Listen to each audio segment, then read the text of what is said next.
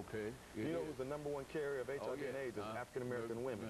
That's right, females. Females. So what we have to do is, as pastors, we came together last year. We tested over 500 people in our congregation to test for HIV and AIDS, because testing is important.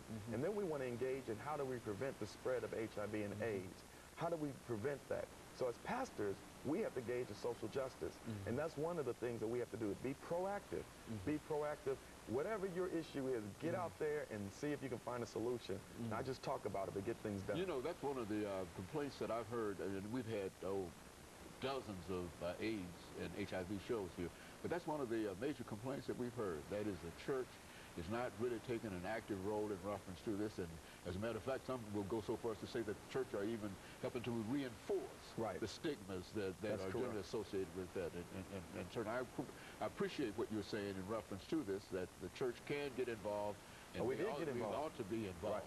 In fact, I was at a planning meeting today, and we are planning our next event. It will be in June, and where we're going to have a faith-based symposium on HIV and AIDS. It's going to be church leaders and pastors and ministers coming along with the mayor and the Department of Health. And we're going to be working together, and we're going to do another day of testing in our churches, Pastors for Prevention.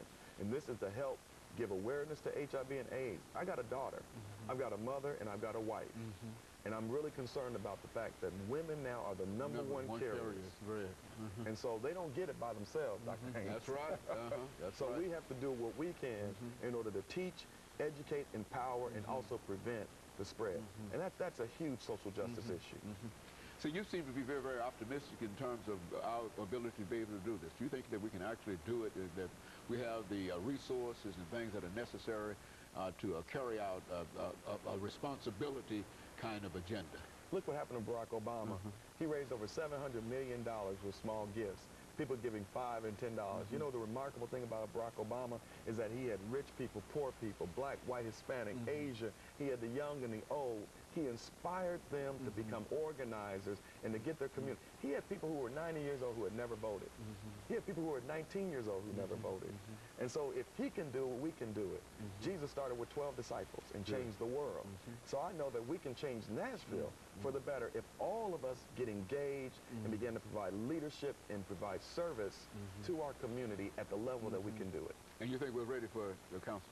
If we're not ready for it, those who are not ready, get out of the way. All right. If you're an elected